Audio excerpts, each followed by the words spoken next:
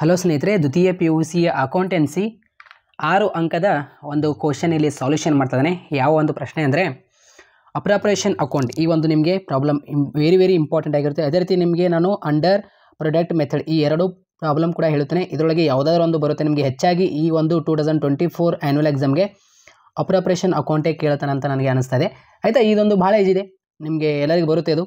Okay, product method ಈ ಒಂದು ಪ್ರಶ್ನೆ ಕೂಡ ಭಾಳ ಈಜಿ ಇದೆ. ಇಲ್ಲಿ ನೋಡಿ, ಮೊದಲಿಗೆ ನಾವು ನಮಗೆ ವಾರ್ಷಿಕ ಪರೀಕ್ಷೆಯಲ್ಲಿ ಏನು ಪ್ರಶ್ನೆ ಪತ್ರಿಕೆ ಕೊಡ್ತಾನಲ್ಲ, ಸೊ ಅರ್ಥ ಮಾಡ್ಕೋಬೇಕು ಯಾವ ಒಂದು ಕ್ವಶನ್ ನಮಗೆ ಕೇಳಿದಾನಂತ.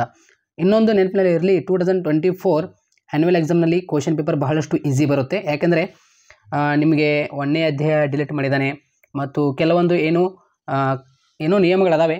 ಸೊ ಹೀಗೆ ಏನಿದೆಯಲ್ಲ, ನಿಮಗೆ ಬಹಳಷ್ಟು ಈಸಿಯಾಗಿ ಬರುತ್ತೆ ಕ್ವಶನ್ ಪೇಪರ್. ನೀವು ಏನೂ ವರಿ ಮಾಡ್ಕೊಳ್ಳೋಕೆ ಹೋಗಬೇಡ್ರಿ. ನಾನು ಕೆಳಗಡೆ ಕಮೆಂಟ್ ಬಾಕ್ಸ್ನಲ್ಲಿ ಯಾರಿಗೆಲ್ಲ 1 ಮಾರ್ಕ್ಸ್ ಮತ್ತು 2 ಮಾರ್ಕ್ಸ್ ಇಂಪಾರ್ಟೆಂಟ್ ಕ್ವಶನ್ಸ್ಗಳು ಅವೇ ಬರಬೇಕು ವಾರ್ಷಿಕ ಪರೀಕ್ಷೆಯಲ್ಲಿ, ಅಂತಹ ಕ್ವಶನ್ಸ್ಗಳು ಏನಿದೆಲ್ಲ ಡಿಸ್ಕಷನ್ ಮಾಡಿದ್ದೇನೆ. ಇಷ್ಟಿದ್ದು ನೀವು ಕೀ ಆನ್ಸರ್ ನೋಡ್ಕೊಂಡ್ರೆ, ಅಂದರೆ ಅದು MCQ question, filling in the blanks, match the following question, one word question ನೋಡ್ಕೊಂಡ್ರೆ ನಿಮ್ಮದು ಕವರ್ ಆಗಿಬಿಡುತ್ತೆ. ಸೊ ಕೆಳಗಡೆ ಕಮೆಂಟ್ ಬಾಕ್ಸ್ನಲ್ಲಿ ಲಿಂಕ್ ಕೊಟ್ಟಿದ್ದೇನೆ. ಮಿನಿಮಮ್ ಒಂದು 5 ಅಥವಾ 6 ಮಾಡಲ್ ಕ್ವಶನ್ ಪೇಪರ್ ನೋಡ್ಕೊಂಡು ಬಿಡ್ರಿ. ಇಲ್ಲ ನಾನು ಲಾಸ್ಟ್ ಮೂಮೆಂಟ್ನಲ್ಲಿ ನೋಡ್ತೀನಿ, ಅದರ ಮೇಲೆ ಒಂದು MCQ ಕ್ವಶನ್ ಮೇಲೆ ಆಗಿರ್ಬೋದು ಮತ್ತೊಂದು ವಿಡಿಯೋ ಮಾಡ್ತೀನಿ. ಆಲ್ರೆಡಿ 2 ಮಾರ್ಕ್ಸ್ ಕ್ವಶನ್ ಮೇಲೆ ಒಂದು ಡೆಪ್ತ್ ಆಗಿ ವಿಡಿಯೋ ಮಾಡಿದ್ದೇನೆ. ಅಂದರೆ ಬ್ಲೂ ಪ್ರಿಂಟ್ ಆಸೆ ಕೊಟ್ಟಿದ್ದೇನೆ, ಯಾವ ಕ್ವಶನ್ ಬರುತ್ತೆ ಯಾವುದಿಲ್ಲ ಅಂತ. ಆಯಿತಾ, ಆ ಒಂದು ವಿಡಿಯೋ ನೋಡಿರಿ, ಕೆಳಗಡೆ ಕಮೆಂಟ್ ಬಾಕ್ಸ್ನಲ್ಲಿ ಲಿಂಕ್ ಕೊಟ್ಟಿರ್ತೇನೆ. ಆಯಿತಾ, ಇಲ್ಲಿ ನೋಡಿ ಗಮನಿಸಿ, ನಮಗೆ ವಾರ್ಷಿಕ ಪರೀಕ್ಷೆಯಲ್ಲಿ ಯಾವುದೇ ಒಂದು ಪ್ರಶ್ನೆ ಕೇಳಿ ಇದು ಕ್ವಶನ್ ನಂಬರ್ ನೆಗ್ಲೆಕ್ಟ್ ಮಾಡಿ. ಇದು 2022ದು ಪ್ರಿಪೇಟರಿ ಕ್ವಶನ್ ಪೇಪರ್ ಇದೆ, ಇದು ನೆಗ್ಲೆಕ್ಟ್ ಮಾಡಿ. ಆಯಿತಾ, ನಿಮಗೆ ವಾರ್ಷಿಕ ಪರೀಕ್ಷೆಯಲ್ಲಿ ಒಂದು ಪ್ರಶ್ನೆ ಕೇಳ್ತಾನೆ. ಪ್ರಶ್ನೆ ಏನು ಕೊಟ್ಟಿದ್ದಾರಲ್ಲ ಅರ್ಥ ಮಾಡ್ಕೋಬೇಕು, ಬಹಳ ಈಜಿ ಇದೆ ಇದು.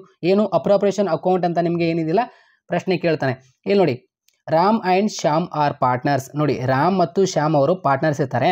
ಅದ ಸೇರಿಂಗ್ ಪ್ರಾಫಿಟ್, ಈ ಪ್ರಾಫಿಟ್ ಮತ್ತು ಲಾಸ್ ಏನು ಬರುತ್ತಲ್ಲ, ಇವರು ಈ ಒಂದು ರೇಷೋ ಮುಖಾಂತರ ಹಂಚ್ಕೋತಾರೆ. In the ratio of 2:1. Their opening capital beginning. ಆಯಿತಾ, ಅವ್ರದ್ದು ಓಪನಿಂಗ್ ಕ್ಯಾಪಿಟಲ್ ಎಷ್ಟಿದೆ? 1 ಲಕ್ಷ ರಾಮ್ದು ಇದೆ. ಅದೇ ರೀತಿ 80,000 ಶ್ಯಾಮ್ದು ಇದೆ. ಅರ್ಥ ಮಾಡ್ಕೊಳ್ಳಿ ರೆಸ್ಪೆಕ್ಟ್ಲಿ. ದೇ ಅರ್ನ್ ಪ್ರಾಫಿಟ್ ಆಫ್ ಎಷ್ಟು? 40,000 ಏನಿದೆಯಲ್ಲ, ಅಂದರೆ ಅವರು ಅರ್ನ್ ಮಾಡಿರುವಂತಹ ಪ್ರಾಫಿಟ್, ಇದು ಒಂದು ಸಂಸ್ಥೆಯ ಪ್ರಾಫಿಟ್ ಅಂತ. ಎಷ್ಟು? 40,000 ಈ ರೀತಿ ಕೊಟ್ಟಿರ್ತಾರೆ ಅವರು. ದೇ ಅರ್ನ್ ಅಂತ ಪ್ರಾಫಿಟ್ ಅಂತ ಮುಂದುಗಡೆ ಕೊಟ್ಟಿರ್ತಾರೆ. ಅದು ಎಲ್ಲಿ ಬರಿಬೇಕು, ಇದು ಹೇಗೆ ಬರಿಬೇಕು, ಆಪ್ಷನ್ಸ್ಗಳು ಹೇಗೆ ಕೊಟ್ಟಿರ್ತಾರೆ, ಹೇಗೆ ಬರಿಬೇಕು ಎಲ್ಲ ಗೊತ್ತಾಗುತ್ತೆ. ಸಿಂಪಲ್ ವೇ ಇದೆ. ಈ ಒಂದು ವಿಡಿಯೋ ಪೂರ್ತಿ ಕೊನೆವರೆಗೆ ನೋಡಿ. ಬಿಫೋರ್ ಅಲೌವಿಂಗ್ ದ ಫಾಲೋಯಿಂಗ್ ಅಂತ ಇಲ್ಲಿ ಕೊಟ್ಟಿದ್ದಾರೆ. ಇಲ್ಲಿ ನೋಡಿ, ಆಪ್ಷನ್ ಎ ಏನು ಕೇಳಿದ್ದಾರೆ ನಮಗೆ? Interest on capital at 10% per annum. ಅಂದರೆ ಇಂಟ್ರೆಸ್ಟ್ ಆನ್ ಕ್ಯಾಪಿಟಲ್ ಅಂದರೆ ಅವ್ರದ್ದು ಕ್ಯಾಪಿಟಲ್ ಎಷ್ಟಿದೆ? ರಾಮ್ದು 1 ಲಕ್ಷ, ಶ್ಯಾಮ್ದು ಎಷ್ಟಿದೆ? 80,000. ಈ ಕ್ಯಾಪಿಟಲ್ ಮೇಲೆ ಏನಿದಿಲ್ಲ ಎಷ್ಟು ಪರ್ಸೆಂಟೇಜ್ ತೆಗಿ ಅಂದಿದ್ದಾರೆ? 10%. ಅಂದರೆ 1 ಲಕ್ಷ ಇಂಟು 10/100 ಮಾಡಿದರೆ ನಿಮಗೆ ಆನ್ಸರ್ ಬರುತ್ತೆ ಅದು. ಆಯಿತಾ, ಇವಾಗ ನಾನು ಅಲ್ಲಿ ಬಿಡಿಸುವಾಗ ನಾನು ನಿಮಗೆ ತಿಳಿಸುತ್ತೇನೆ, ವೇಟ್ ಮಾಡಿ.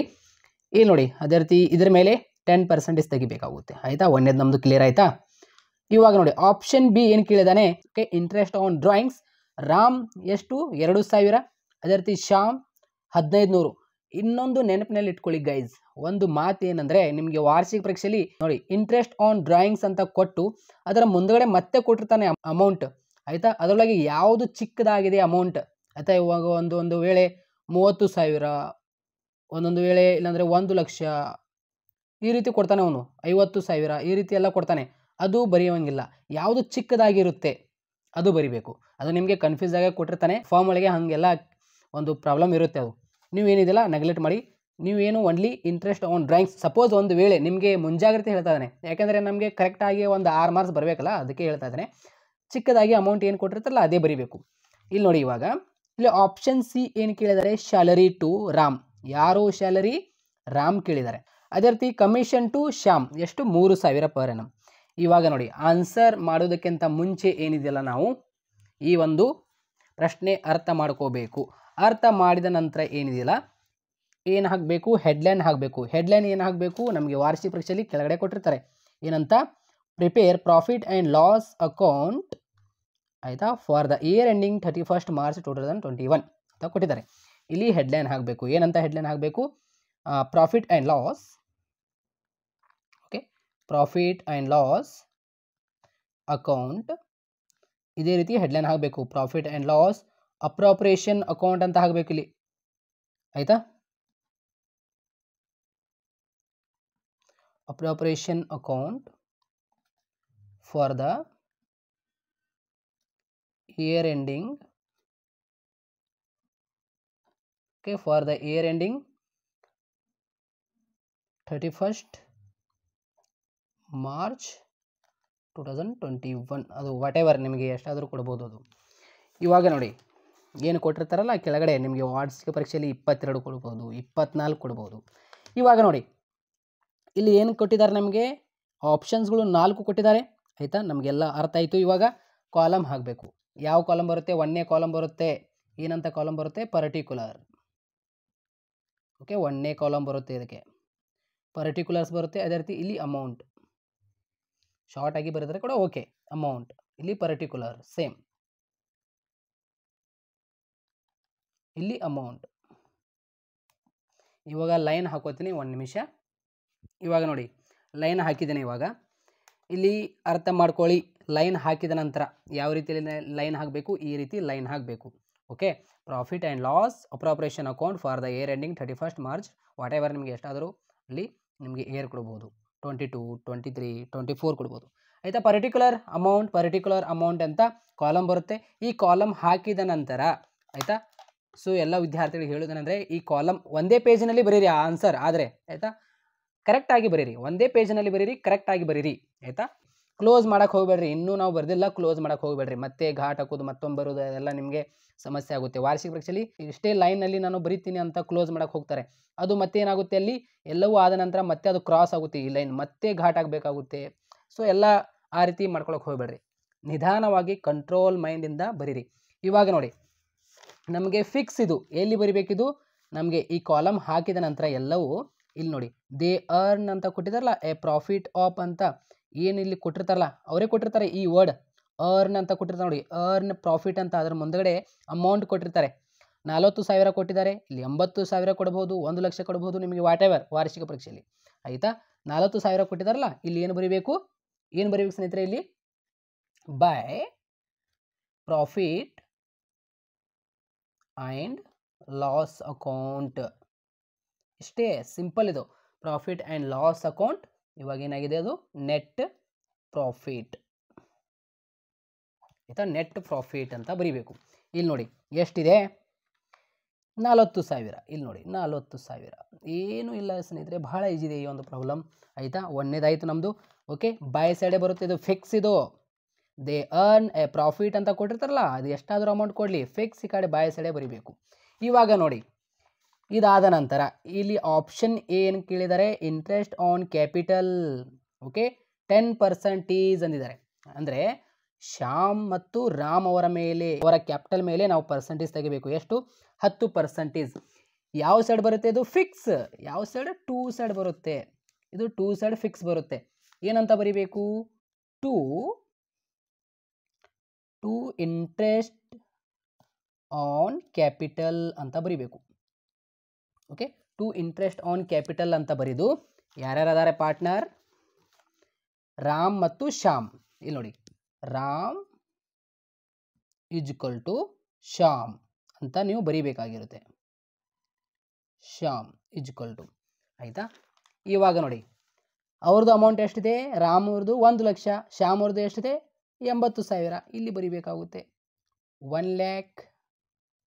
ಅದೇ ರೀತಿ 80,000 ಇಂಟು ಸೇಮ್. ಇವಾಗ ನೋಡಿ ಸ್ನೇಹಿತರೆ, ಇವಾಗ ಅವ್ರು ಏನಂದಿದ್ದಾರೆ?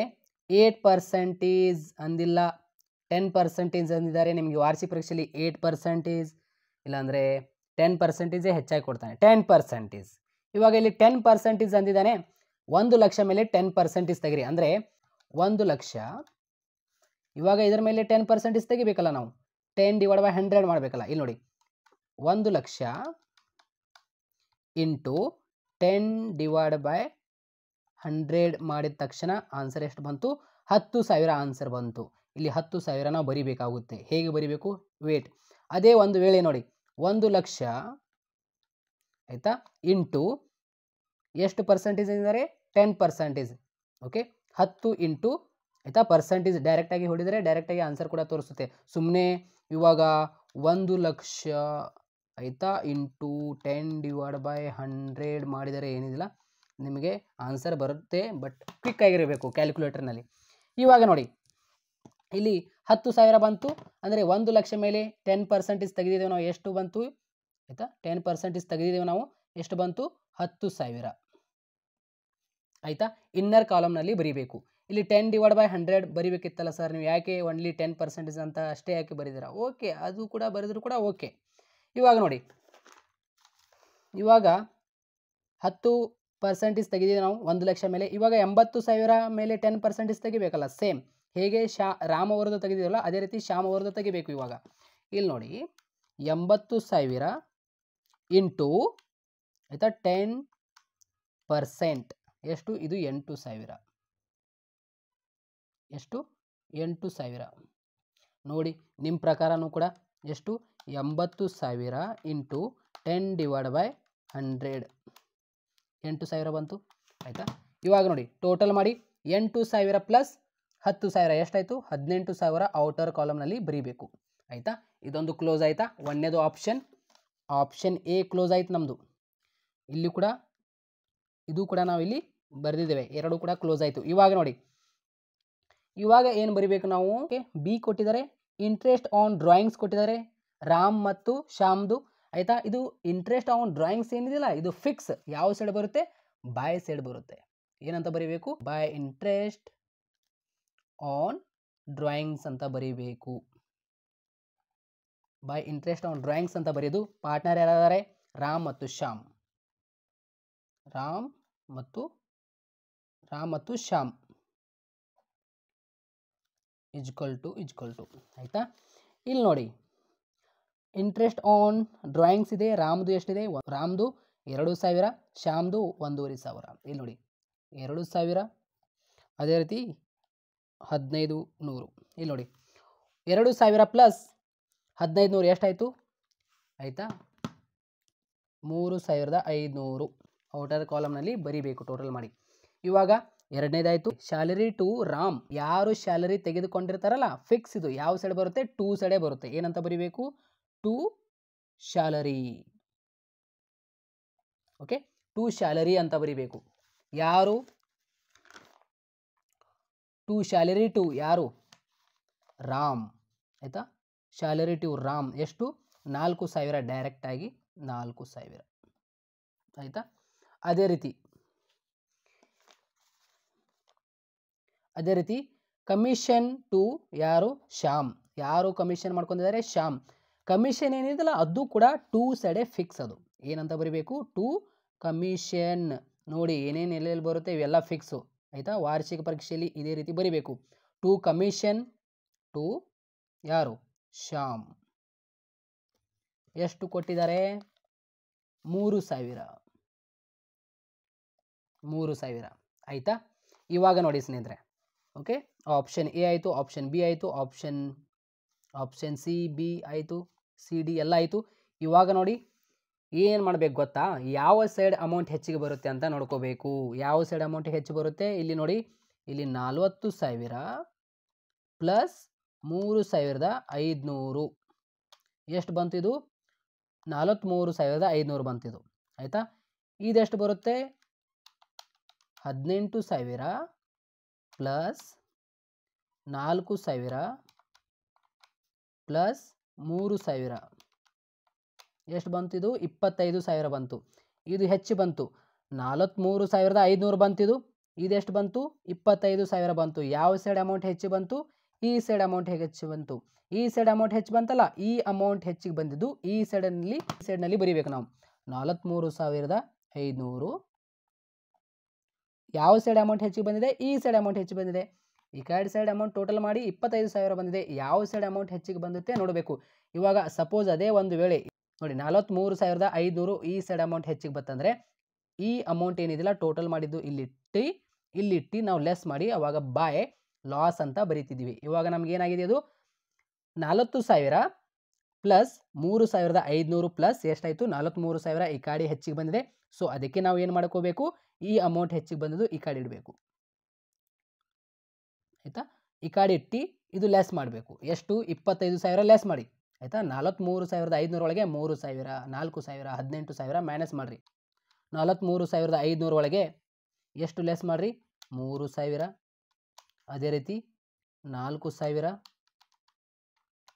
ಅದೇ ರೀತಿ 18,000 ಎಷ್ಟು ಬಂತು? 18,500 ಬಂತು. ಇದೇನಾಗುತ್ತೆ ನಮ್ಮದು ಪ್ರಾಫಿಟ್. ಏನಂತ ಬರಿಬೇಕು ಇಲ್ಲಿ? ಏನಂತ ಬರಿಬೇಕು? To profit. Okay, to profit transfer ಅಂತ ಬರಿಬೇಕು. ಓಕೆ, ಟು ಪ್ರಾಫಿಟ್ ಟ್ರಾನ್ಸ್ಫರ್ಡ್ ಅಂತ ಬರಿಬೇಕು. ನೋಡಿ, to profit transfer the partner ಅಂತ ಬರೀರಿ. ಪಾರ್ಟ್ನರ್ಸ್ ಅಂತ ಯಾರ್ಯಾರದಾರೆ? Ram equal to Shyam. ಇವಾಗ ನೋಡಿ, ರಾಮ್ ಮತ್ತು ಶ್ಯಾಮ್ ಆಯ್ತಾ, ಎಷ್ಟು ಪ್ರಾಫಿಟ್ ಬಂದಿದೆ? 18,500. ಇಲ್ಲಿ ನೋಡಿ, 18,500 ಪ್ರಾಫಿಟ್ ಬಂದಿದೆ. ನೋಡಿ, 18,500 ಏನು ಬಂದಿದ್ದಿಲ್ಲ, ಯಾವ ಒಂದು ರೇಷೋ ಮುಖಾಂತರ ಹಂಚಬೇಕು? ಅವ್ರು ಹೇಳಿದ್ದಾರೆ ಏನಂತ? ಪ್ರಾಫಿಟ್ ಬಂದಿದ್ದು ಮತ್ತು ಲಾಸ್ ಬಂದಿದ್ದು ಯಾವ ಒಂದು ರೇಷೋ? 2:1 ಅಂದರೆ 2 ಮತ್ತು 1. ನೋಡಿ, 2 1 ಎಷ್ಟು? 3 ಆಯ್ತಾ. ನಾವು ಏನು ಮಾಡ್ಕೋಬೇಕಾಗುತ್ತೆ? 2/3 1/3 ಮಾಡ್ಕೋಬೇಕು. ಫಿಕ್ಸ್, ಅದೊಂದು ನೆನಪಲ್ಲಿ ಇಟ್ಕೊಳ್ಳಿ. ಇವಾಗ ನೋಡಿ, 18,500 ಇಂಟು ರಾಮ್ ಅವ್ರದ್ದು ಯಾವುದು ರೇಷೋ? ಇದು 2 ಏನಿದಿಲ್ಲ, ಇದು ರಾಮ್. ಇದು 1 ಏನಿದಿಲ್ಲ, ಇದು Shyam.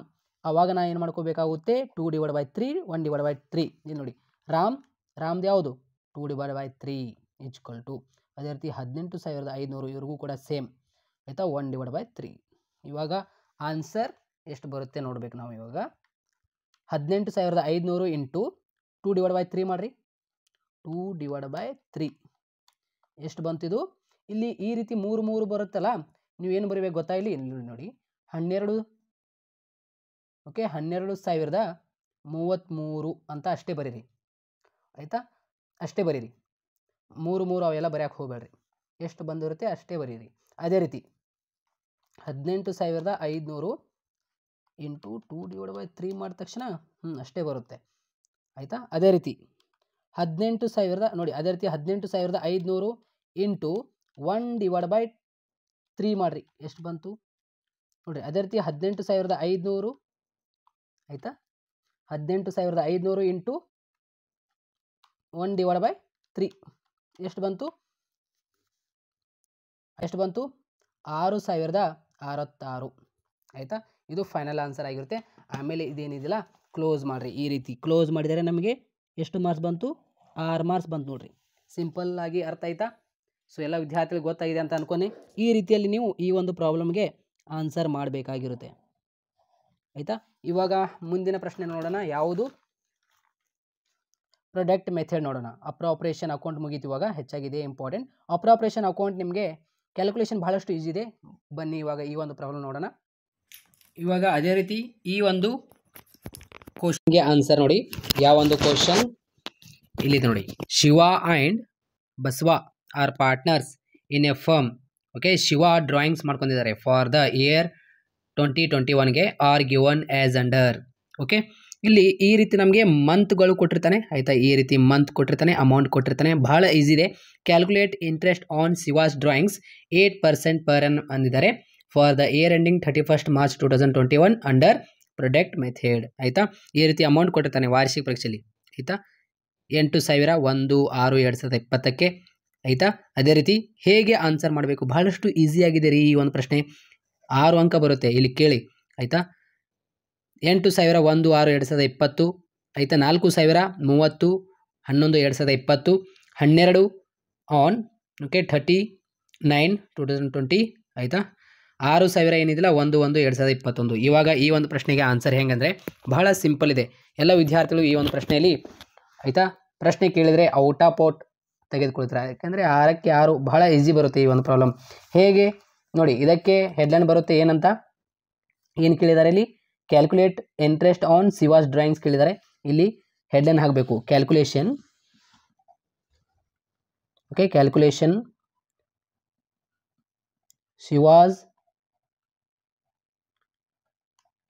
Shivas drawings okay under product method ಅಂತ ಹಾಕ್ರಿ.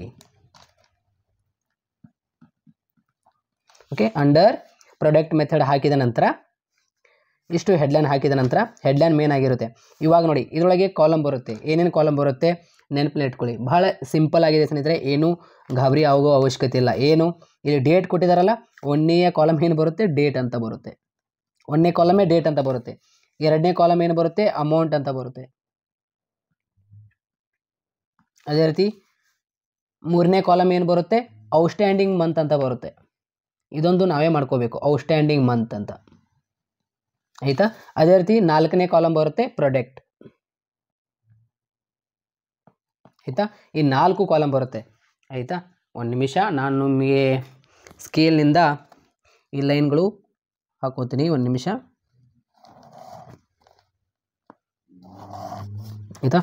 ಈ ರೀತಿ ಕೊಡ್ತಾನೆ ನಮಗೆ. ಚೆನ್ನಾಗಿ ಏನಿದಿಲ್ಲ ಬರಿಬೇಕಾಗಿರುತ್ತೆ ಈ ಒಂದು ಪ್ರಶ್ನೆಗೆ ಆನ್ಸರ್.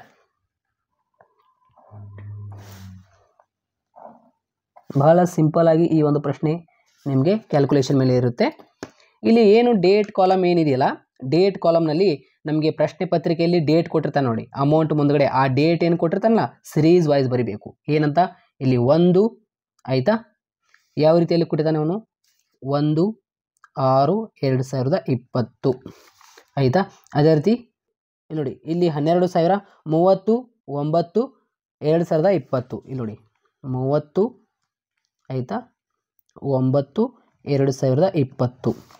ಅದೇ ರೀತಿ 30/11/2020, 30, ಆಯಿತಾ, 11/2020, ಆಯಿತಾ. ಅದೇ ರೀತಿ 1/1/2021 ನೋಡಿ, 1/1/2021. ಇಲ್ಲಿ ನೋಡಿ calculate interest on drawings 8% per ಅನ್ನಮ್ ಏನು ಕೊಟ್ಟಿದ್ದಾರಲ್ಲ ಇದು ಇಂಪಾರ್ಟೆಂಟ್ ಆಗಿರುತ್ತೆ. ಪ್ಲಸ್ ನಮಗೆ ಈ ಒಂದು ಡೇಟ್ ಇಂಪಾರ್ಟೆಂಟ್, ಅದರ ಮುಂದಗಡೆ ಕೊಟ್ಟಿರ್ತಾರೆ ನೋಡಿ ಏನಂತ, ಕ್ಯಾಲ್ಕುಲೇಟ್ ಇಂಟ್ರೆಸ್ಟ್ ಶಿವಾಸ್ ಡ್ರಾಯಿಂಗ್ಸ್ ಆಟ್ 8% ಪರ್ ಅನ್ನಮ್ ಅಂತ ಕೊಟ್ಟು ಅದರ ಮುಂದಗಡೆ ಕೊಟ್ಟಿರ್ತಾರೆ. ಇದು ಫಿಕ್ಸ್, ಇದು 31st ಮಾರ್ಚ್ ಅಂತ ಕೊಡ್ತಾರೆ. ಇಲ್ಲಿ ನಿಮಗೆ 2024 ಕೊಡ್ಬೋದು, 23 ಅಂತ ಕೊಡ್ಬೋದು, ಆಯಿತಾ. ನಿಮಗೆ 22 ಅಂತ ಕೊಡ್ಬೋದು. ಇದು ವಾಟ್ ಎವರ್ ಇದು ಏನಾದರೂ ಕೊಡಲಿ, ಇದು 31st ಅಂತ ಮಾರ್ಚನೇ ಕೊಟ್ಟಿರ್ತಾರೆ. ಅಂಡರ್ ಪ್ರಾಡಕ್ಟ್ ಮೆಥಡ್ ಅಂತ ನಮಗೆ ಪ್ರಶ್ನೆ, ಈ ಒಂದು ಪ್ರಶ್ನೆ ಆಗಿರುತ್ತೆ. ಈ ಒಂದು ಡೇಟ್ ಕೊಟ್ಟಿರ್ತಾರೆ ಕೆಳಗಡೆ, ಈ ಒಂದು ಏನು 8% ಪರ್ ಅನ್ನಮ್ ಏನಿದಿಲ್ಲ ಅದರ ಮುಂದಗಡೆ ಡೇಟ್ ಕೊಟ್ಟಿರ್ತಾರೆ. ಆ ಡೇಟ್ ಇಂಪಾರ್ಟೆಂಟ್, ಪರ್ಸೆಂಟೇಜ್ ಇಂಪಾರ್ಟೆಂಟ್. ನಮಗೆ ಇವಾಗ ಈ ಇಸ್ವಿಗಳು ಇಂಪಾರ್ಟೆಂಟ್ ಆಗಿರುತ್ತೆ, ಅಂದರೆ ಈ ಒಂದು ದಿನಾಂಕಗಳು ನಮಗೆ ಇಂಪಾರ್ಟೆಂಟ್ ಆಗಿರುತ್ತೆ. ಇಲ್ಲಿ ನೋಡಿ ಬಹಳ ಸಿಂಪಲ್ ಇದೆ ಸ್ನೇಹಿತರೆ, ವೆರಿ ಸಿಂಪಲ್ ಕ್ವಶನ್. ಇಲ್ಲಿ ನೋಡಿ ಇವಾಗ ಡೇಟ್ ನಾವು ಹೇಗೆ ಕೊಟ್ಟಿದ್ದಾರೆ ಅವರು, ಅದೇ ರೀತಿಯಲ್ಲಿ ನಾವು ಡೇಟ್ ಸಿರೀಸ್ ವೈಸ್ ಬರೆದುಕೊಂಡಿದ್ದೇವೆ. ಆಯಾ ಡೇಟ್ಗಳ ಮುಂದಗಡೆ ಅಮೌಂಟ್ ಕೊಟ್ಟಿದ್ದಾರೆ ಅವರು ನೋಡಿ 8,000 ಮುಗೀತು. ಈ 2 ಕಾಲಮ್ ನಮ್ಮದು ಕಂಪ್ಲೀಟ್ ಆಯ್ತು ಇಲ್ಲಿ, ಆಯಿತಾ. ಇಲ್ಲಿ ನೋಡಿ ಆಯಾ ಮುಂದಗಡೆ ಅಮೌಂಟ್ ಕೊಟ್ಟಿದ್ದಾರೆ 8,000, ಆಯಾ ಮುಂದಗಡೆ ಅಮೌಂಟ್ ಇಲ್ಲಿ ಬರೀಬೇಕಾಗಿರುತ್ತೆ, ಆಯಿತಾ. ಅದೇ ರೀತಿ ಇಲ್ಲಿ ಎಷ್ಟು ಕೊಟ್ಟಿದ್ದಾರೆ 12,000, ಆಯಿತಾ, 12,000. ಅದೇ ರೀತಿ ಇಲ್ಲಿ 4,000, ಆಯಿತಾ. ಅದೇ ರೀತಿ ಇಲ್ಲಿ 6,000 ನೋಡಿ. ಈ 2 ಕಾಲಮ್ ನಮ್ಮದು ಕಂಪ್ಲೀಟ್ ಆಯಿತು. ಪ್ರಶ್ನೆ ಪತ್ರಿಕೆಯಲ್ಲಿ ಅಮೌಂಟ್ ಕೊಟ್ಟಿರ್ತಾರೆ ಮತ್ತು ಡೇಟ್ ಕೊಟ್ಟಿರ್ತಾರಲ್ಲ ಅದು ಸಿರೀಸ್ ವೈಸ್ ನಾವು ಬರೆದುಕೊಳ್ಳೋದು. ಇದು ಮುಗೀತು 2 ಕಾಲಮ್ ನಮ್ಮದು. ಇವಾಗ ಈ ಒಂದು ಕಾಲಮ್ ಹೆಂಗೆ ಕಂಡುಹಿಡಬೇಕಂದ್ರೆ, ನಾನು ಏನು ಹೇಳಿದೆ ನಿಮಗೆ, ಈ ಒಂದು ಡೇಟ್ ಇಂಪಾರ್ಟೆಂಟ್ ಆಗಿರುತ್ತೆ. ಏನು 31st ಮಾರ್ಚ್ ವಾಟ್ ಎವರ್ ಅದು ಏನಾದರೂ ಕೊಡ್ಬೋದು. ಇಲ್ಲಿ ನೋಡಿ 31st ಮಾರ್ಚ್ ಅಂತ ಕೊಟ್ಟಿರ್ತಾನಲ್ಲ, ಇಲ್ಲಿ ಏನು ಕೊಟ್ಟಿದ್ದಾನೆ ಡೇಟ್ ಅರ್ಥ ಮಾಡ್ಕೊಳ್ಳಿ. ಒಂದು ಸಂಸ್ಥೆ ಒಳಗೆ ಏನಿದೆಯಲ್ಲ ಇಲ್ಲಿ ನೆನಪಲ್ಲಿ ಇಟ್ಕೊಳ್ಳಿ, ಇಲ್ಲಿ ಪ್ರಾರಂಭದಲ್ಲಿ ಇವಾಗ ಏನಾಗಿದೆ, ಇಲ್ಲಿ ಪ್ರಾರಂಭ ದಿನಾಂಕ ಆಗಿದೆ. ಏನು 1/6/2020 ಇದೆ. ಈ ದಿನಾಂಕವನ್ನು ಮೆನ್ಷನ್ ಮಾಡಬೇಕು. ಅಂದರೆ ಈ ಒಂದು ಮಂತ್ ಏನಿದೆಯಲ್ಲ ಜೂನ್ ಮಂತ್, ನಾವು ಈ ಒಂದು ಜೂನ್ ಮಂತನ್ನು ಕೌಂಟ್ ಮಾಡಿ ಯಾವ ಒಂದು ಇಯರ್ ಬರುವವರೆಗೆ, ಮುಂದಿನ ವರ್ಷ ಅಂದರೆ 31st ಮಾರ್ಚ್ ಬರುವವರೆಗೆ ಎನಿಸಬೇಕು. ಅದರಲ್ಲಿ 31st ಮಾರ್ಚ್ 2021 ಅಂತ ಕೊಟ್ಟಿದ್ದಾನೆ. ಮುಂದಿನ ವರ್ಷ ಬರುವವರೆಗೆ ಎನಿಸಬೇಕು, ಆಯಿತಾ. ಇಲ್ಲಿ ನೋಡಿ ಎಷ್ಟಾಗುತ್ತೆ ಇದು ಮಂತ್ ಅಂದರೆ, ಇವಾಗ ಫಾರ್ ಎಕ್ಸಾಂಪಲ್ ಇವಾಗ ನೋಡಿ ಇವಾಗ 1ನೇ ಡೇಟ್ ಹಿಡಿಬೇಕು. ಯಾಕೆಂದರೆ ಇಲ್ಲಿ 1 ಅಂತ ಇದೆ. ಸಪೋಸ್ ಅದೇ ಒಂದು ವೇಳೆ ಇಲ್ಲಿ 30 ಅಂತ ಇದೆಯಲ್ಲ, ಇದು 11ನೇ ತಿಂಗಳು ಬಿಟ್ಟು ಮುಂದಿನ ತಿಂಗಳು ಯಾವುದು 12 ಮಾರ್ಚ್ ಬರುವವರೆಗೆ ಎನಿಸಬೇಕು, ಆಯಿತಾ. 12 ಜನವರಿ ಫೆಬ್ರವರಿ ಮಾರ್ಚ್ ಎಷ್ಟಾಯಿತು, ಇದು 3 ಆಗುತ್ತೆ ಮಂತ್. ಹೀಗೆ ಇಲ್ಲಿ ನಾವು ಬರೀಬೇಕಾಗುತ್ತೆ. ಎಕ್ಸಾಂಪಲ್ ಆಗಿ ನೋಡಿ, ಇಲ್ಲಿ ಇವಾಗ ಇಲ್ಲಿ ಒಂದು ಕೊಟ್ಟಿದ್ದಾನೆ, ಆಯಿತಾ. 1/6/2020 ನಿಮಗೆ ವಾರ್ಷಿಕ ಪರೀಕ್ಷೆಯಲ್ಲಿ ವಾಟ್ ಎವರ್ ಯಾವುದಾದ್ರೂ ಒಂದು ಕೊಡಲಿ, 1/6/2020 ಅಂತ ಕೊಟ್ಟಿದ್ದಾನಲ್ಲ, ಅವಾಗ ನೀವೇನು ಮಾಡ್ಕೋಬೇಕು, ಈ ಒಂದು 31st ಮಾರ್ಚ್ಗೆ ಮುಂದಿನ ವರ್ಷವರೆಗೆ ಕೌಂಟ್ ಮಾಡ್ಕೋಬೇಕು. ಇಲ್ಲಿ ನೋಡಿ 1 ಅಂತ ಕೊಟ್ಟಿದ್ದಾನೆ ಪ್ರಾರಂಭದಲ್ಲಿ. ಈ ಪ್ರಾರಂಭದಲ್ಲಿ 1 ಅಂತ ಏನು ಕೊಟ್ಟಿರ್ತಾನಲ್ಲ, ಈ ಒಂದು ಮಂತ್ ಕನ್ಸಿಡರ್ ಆಗುತ್ತೆ. ಆಯಿತಾ. ಇಲ್ಲಿ 30 31 ಅಂತ ಕೊಟ್ಟರೆ ಅದು ಆ ಮಂತ್ ಕನ್ಸಿಡರ್ ಆಗೋದಿಲ್ಲ, ಮುಂದಿನ ಮಂತ್ ಕೌಂಟ್ ಮಾಡಿ ಎನಿಸ್ಬೇಕಾಗುತ್ತೆ. ಇಲ್ಲಿ ನೋಡಿ ಇವಾಗ ಇದು ಕೌಂಟ್ ಆಗುತ್ತೆ, ಯಾಕೆಂದರೆ ಇಲ್ಲಿ 1ನೇ ಡೇಟ್ ಇದೆ, 1ನೇ ಪ್ರಾರಂಭ ದಿನಾಂಕ ಇದೆ. ಸೊ ಅದಕ್ಕೆ 6ನೇ ಡೇಟ್ ಹಿಡಿದು ಮಾರ್ಚ್ ಬರುವವರೆಗೆ ಎನಿಸ್ಬೇಕು, 31st ಮಾರ್ಚ್ ಬರುವವರೆಗೆ. ಆಯಿತಾ, ಈ ಒಂದು ಕೆಳಗಡೆ ಡೇಟ್ ಬರುವವರೆಗೆ ಎನಿಸ್ಬೇಕು. ಇಲ್ಲಿ ನೋಡಿ 6 7 8 9 ಆಯಿತಾ, 10 11 12 ಡಿಸೆಂಬರ್ ಆಯಿತು. ಮೇಲಿನ 3 ಜನವರಿ ಫೆಬ್ರವರಿ ಮಾರ್ಚ್ ಆಯಿತಾ, ಜನವರಿ ಫೆಬ್ರವರಿ ಮಾರ್ಚ್ ಎಷ್ಟಾಯಿತು, 10 ಮಂತ್ ಆಯಿತು. ಆಯಿತಾ, ಈ ರೀತಿಯಲ್ಲಿ ನಾವು ಬರೀಬೇಕಾಗಿರುತ್ತೆ ನೋಡಿ ಈ ಒಂದು ಪ್ರಶ್ನೆಗೆ. ಆಯಿತಾ, 10 ಮಂತ್. ಅದೇ ರೀತಿಯಲ್ಲಿ ನೋಡಿ 6 7 8 9 10 11 12 ಡಿಸೆಂಬರ್ ಆಯಿತು. ಆಯಿತಾ, ಮೇಲಿಂದ 3 ಆಯಿತಾ, ಮೇಲಿಂದ 3 ಜನವರಿ ಫೆಬ್ರವರಿ ಮಾರ್ಚ್ ಎಷ್ಟಾಯಿತು, 10 ಮಂತ್ ಆಯ್ತಲ್ಲ, 10 ಮಂತ್ ಇಲ್ಲಿ ಬರೀಬೇಕು, 10 ಅಂತ ಅಷ್ಟೇ ಬರೀಬೇಕು. ಅದೇ ರೀತಿ ಇದು ನೋಡಿ ಇಲ್ಲಿ 30 ಇದೆ. ಸೊ ಅದಕ್ಕೆ ಈ ಒಂದು ಮಂತ್ ಬಿಡಬೇಕು ನಾವು. ಮುಂದಿನ ಮಂತ್ ಯಾವುದು ಬರುತ್ತೆ, 10ನೇ ಮಂತ್, 10 11 12 ಮೇಲಿಂದ 3 January February March, January February March ಎಷ್ಟಾಯಿತು, 6 ಆಯಿತಾ, 6 ಮಂತ್. ಅದೇ ರೀತಿ ಇದು 30 ಇದೆ, ಇದು ಕೂಡ ಕೊನೆಯ ದಿನಾಂಕ ಇದೆ, ಬಿಡಬೇಕು. 11ನೇ ತಿಂಗಳು ಬಿಟ್ಟು ಮುಂದಿನ ತಿಂಗಳು ಯಾವುದು ಬರುತ್ತೆ, 12 ಜನವರಿ ಫೆಬ್ರವರಿ ಮಾರ್ಚ್, ಯಾಕೆಂದರೆ ಮೇಲಿಂದ 3 ಆಯಿತಾ, ಎಷ್ಟಾಯಿತು, 4 ಮಂತ್ಸ್. ಅದೇ ರೀತಿ ಇಲ್ಲಿ ನೋಡಿ 1/1/2021 ಅಂತ ಕೊಟ್ಟಿದ್ದಾನೆ, ಇಲ್ಲೇನು 1/3/2021 ಅಂತ ಕೊಟ್ಟಿದ್ದಾನೆ. ಇದೇನಾಗುತ್ತೆ, 1ನೇ ಡೇಟ್ ಪ್ರಾರಂಭ ಆಗಿದೆ. ಸೊ ಅದಕ್ಕೆ 1ನೇ ಮಂತ್ ಅಂದರೆ ಜನವರಿ ಕೌಂಟ್ ಆಗುತ್ತೆ, ಜನವರಿ ಫೆಬ್ರವರಿ ಮಾರ್ಚ್ 3 ಬರುವವರೆಗೆ ಅನಿಸ್ಬೇಕಲ್ಲ. ಆಯಿತಾ, ಇಲ್ಲಿ ನೋಡಿ ಇದು 3 ಮಂತ್ಸ್ ಆಗುತ್ತೆ. ಅದೇ ಸಪೋಸ್ ಒಂದು ವೇಳೆ ನಿಮಗೆ ವಾರ್ಷಿಕ ಪರೀಕ್ಷೆಯಲ್ಲಿ ಈ ಡೇಟ್ ಲಾಸ್ಟ್ನಲ್ಲಿ ಏನಿದಿಲ್ಲ 31st ಮಾರ್ಚ್ ಅಂದರೆ 31/3/2000 ಇಲ್ಲಿ ಏನು ಕೊಟ್ಟಿದ್ದಾನಲ್ಲ ಅದೇ ಡೇಟ್ ಅಂತ ಕೊಟ್ಟರೆ ಇದೇನು ಬರುತ್ತೆ, 0 ಬರುತ್ತೆ. ಯಾಕೆಂದರೆ ಅದು ಕೌಂಟೇ ಆಗೋದಿಲ್ಲ, ಅದು 0ನೇ ಬರುತ್ತೆ. ಹೀಗೆ ಇವಾಗ ನೋಡಿ ಇದು ಹೇಗೆ ಕಂಡುಹಿಡಬೇಕಂತ ಗೊತ್ತಾಯ್ತಾ, ಔಟ್ಸ್ಟ್ಯಾಂಡಿಂಗ್ ಮಂತ್. ಇವಾಗ ನೋಡಿ ಈ ಒಂದು ಕಾಲಮ್ ಹೆಂಗೆ ಕಂಡುಹಿಡಬೇಕಂದ್ರೆ ಬಹಳ ಸಿಂಪಲ್ ಸ್ನೇಹಿತರೆ. ಈ ಒಂದು ಕಾಲಮ್ ಕಂಡುಹಿಡಿಯಲು ನಾವು ಏನಿದಿಲ್ಲ 8000 × 10 ಮಾಡಿರಿ.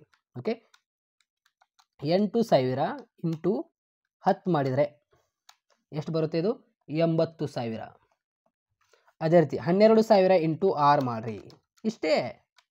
12000 × 6 ಮಾಡಿರಿ, ಎಷ್ಟು ಬಂತು, 72000. ಆಯಿತಾ, ಅದೇ ರೀತಿ 4000 ಇಂಟು ಆಯಿತಾ, 4000 × 4 ಮಾಡಿರಿ, ಎಷ್ಟು ಬಂತು, ಇದು 16000. ಆಯಿತಾ, ಅದೇ ರೀತಿ 6000 ಇಂಟು ಓಕೆ 3 ಮಾಡಿರಿ, ಎಷ್ಟು ಬಂತು, ಇದು 18000.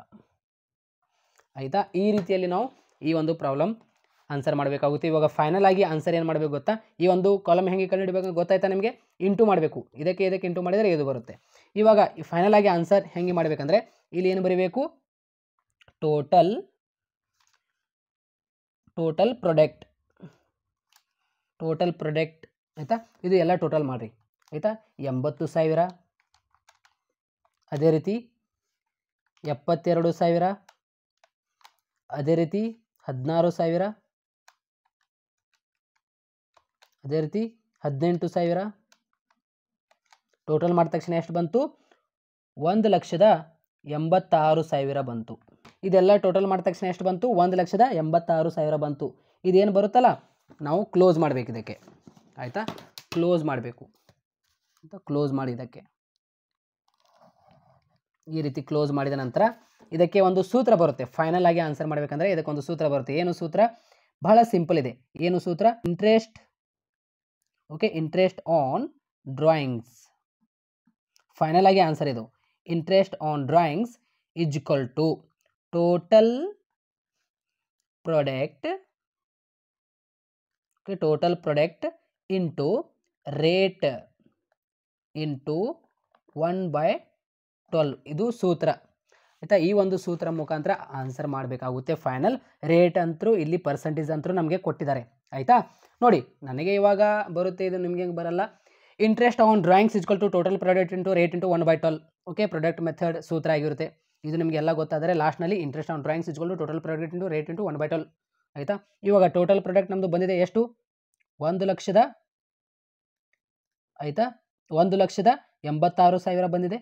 ಅದೇ ರೀತಿ ಇಂಟುಗೆ ಇಂಟು ಕೊಡಿ, ಇಂಟು ರೇಟ್ ಅಂದರೆ ಇಲ್ಲಿದೆ ನೋಡಿ, ನಮಗೆ ಕೆಳಗಡೆ ಕೊಟ್ಟಿದೆ ನೋಡಿ, interest on Shiva's drawings percentage ಎಷ್ಟು, 8% ಕೊಟ್ಟಿದ್ದಾನಲ್ಲ ಆಯಿತಾ. ಇಲ್ಲಿ 8/100 ಇಂಟುಗೆ ಇಂಟು ಕೊಡಿ 1/12 ಮಾಡಿ. ಇವಾಗ ಫೈನಲ್ ನಮ್ಮದು ಆನ್ಸರ್ ಎಷ್ಟು ಬರುತ್ತೆ ನೋಡಿ.